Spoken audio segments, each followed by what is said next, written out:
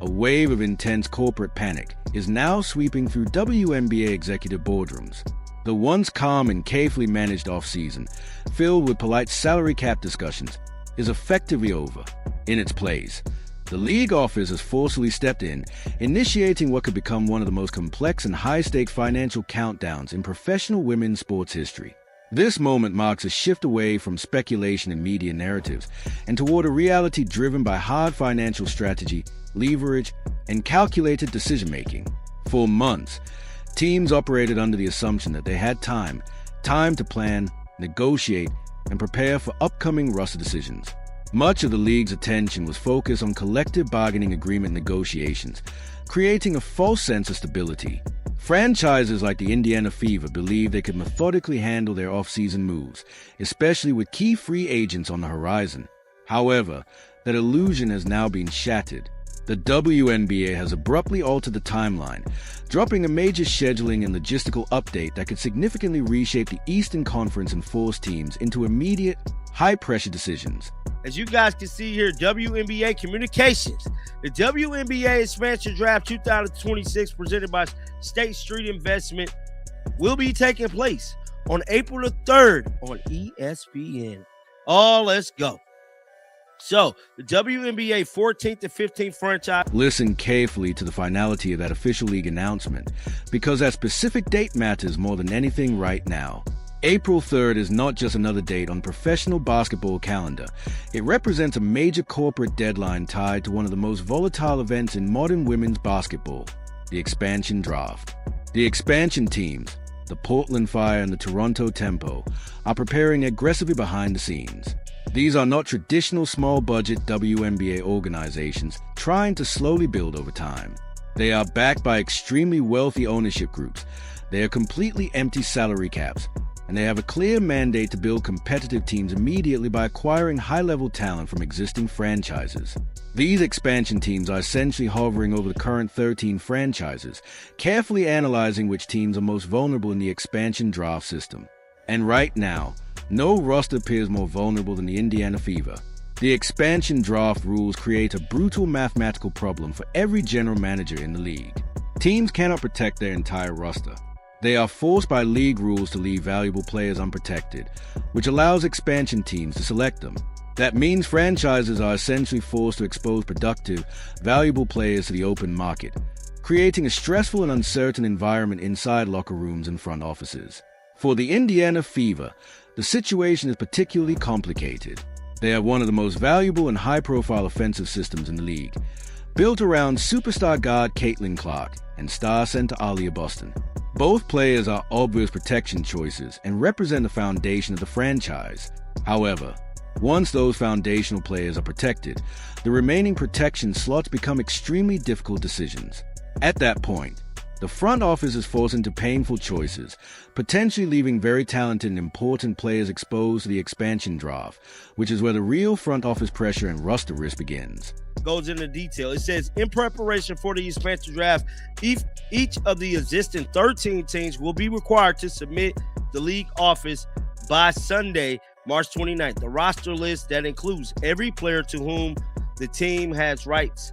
Players on the executive pressure surrounding this deadline is enormous. March 29th represents the absolute final deadline for teams to submit their protected list for the expansion draft, leaving the Indiana Fever general manager with only a very small window to make franchise-altering decisions. Every player on the roster must be evaluated not emotionally, but mathematically, based on efficiency, salary value, defensive impact, spacing, and fit alongside franchise cornerstone Caitlin Clark. Protecting a high-volume scorer like Kelsey Mitchell could mean exposing key role players such as Lexi Hull or Sophie Cunningham, players who may not be stars but are extremely valuable in defense, spacing, and transition play. On the other hand, protecting role players for system fit could mean losing a major scoring option for nothing in return. There is no perfect solution. Every protection choice creates a new weakness somewhere else on the roster. This is what makes expansion drafts so dangerous for teams with playoff ambitions. Expansion teams don't usually target aging bench players. Instead, they use analytics to identify efficient role players, defenders, shooters, and system fits, the exact type of players championship teams rely on. That means the Indiana Fever are in a particularly dangerous position because their fast-paced offense depends heavily on depth, transition players, perimeter defenders, and floor spacing around their core stars. One wrong protection decision could result in losing a key rotation player overnight to expansion teams like the Portland Fire or the Toronto Tempo, significantly weakening their championship depth without receiving anything in return. At the same time, while teams are focused on roster protection and salary cap mathematics, another major development is happening off the court in the global sports business world. Major corporations are preparing massive endorsement and product launches tied to star athletes, and one of the biggest companies involved is Nike. The company has been unusually quiet regarding the signature shoe for Caitlin Clark. In today's media environment, where product leaks and announcements usually happen early, this level of secrecy suggests a carefully planned major launch strategy. If executed at the right time, a signature shoe release could have a major financial impact not just on the player, but on the broader basketball market, media coverage, and the league's overall visibility. What other way can I get you to say something without spilling the beans? All I know is when they come out, they are going to be incredible. That's all I can say. Everybody who's been anxiously waiting, anticipating. Listen carefully to the corporate tension in that specific media exchange involving Ryan Ruocco. When you analyze his reaction closely, the hesitation is very noticeable. This is not a random commentator. He is a major national broadcaster for ESPN, someone who is typically well-informed about major sports business developments. Yet when the topic of Nike and the signature shoe for Caitlin Clark comes up, he becomes extremely careful with his words, avoids specifics, and clearly does not want to reveal any details publicly. That kind of hesitation usually happens when there are strict corporate embargoes and major marketing plans involved. This suggests that the shoe is not being treated as just another athlete sneaker release, but rather as a major global product launch tied to a massive marketing strategy. From a business perspective, signature shoes are not just footwear. They are global marketing platforms that generate revenue through apparel, branding, international tours, and media exposure. Companies sometimes intentionally delay information and limit leaks to build anticipation and increase demand before launch. In that sense, Caitlin Clark's brand value extends far beyond her WNBA salary. Through endorsements, sponsorships, and merchandise, star athletes can earn far more outside the league than inside it. This creates a situation where a player's economic impact on the league and sponsors can be significantly larger than their official contract, which is why major companies invest heavily in marketing around star athletes. As a result, the business side of basketball, media rights, sponsorships, apparel deals, and global branding often becomes just as important as what happens on the court. This landmark deal come together? I mean, it's really incredible. And when you think about the years, I think we've talked about this a lot. This fighting's been going on for so long. I mean, we talk about 30 years of the WNBA being the best, women's basketball league in the world. And this whole time we've just been fighting to be paid like it and to be treated like it. And for a lot of the players that played before me, our generation. Listen carefully to the tone of that statement from Diana Taurasi in that interview, because the claim being made is about who deserves credit for the new collective bargaining agreement and the financial growth of the league.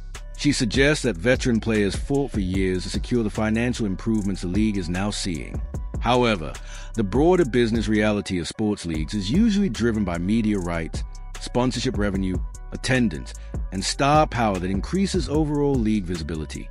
In recent seasons, much of the media attention, ticket demand, and television viewership growth has been heavily associated with players like Caitlin Clark, whose games have produced record ratings, sold-out arenas, and major merchandise sales. When leagues negotiate new TV deals or sponsorships, those negotiations are heavily influenced by audience size and market growth, which often spikes when new superstar players enter the league and attract new viewers. At the same time, the business side of the league is colliding with roster decisions because the expansion draft and roster protection deadlines are forcing teams like the Indiana Fever to make extremely difficult decisions about which players to protect and which players to risk losing. Expansion teams such as the Portland Fire and the Toronto Tempo are expected to target valuable role players, defenders, and efficient rotation pieces rather than just star players, which makes roster depth extremely vulnerable. At the same time, off the court, companies like Nike are preparing major product launches tied to star athletes, and a signature shoe release for Caitlin Clark could become one of the biggest marketing events in women's basketball history. All of these events, expansion drafts, salary cap changes, media deals, and endorsement launches are happening at the same time, which creates a high-pressure environment where front offices, players, sponsors, and media companies are all making major financial and strategic decisions simultaneously.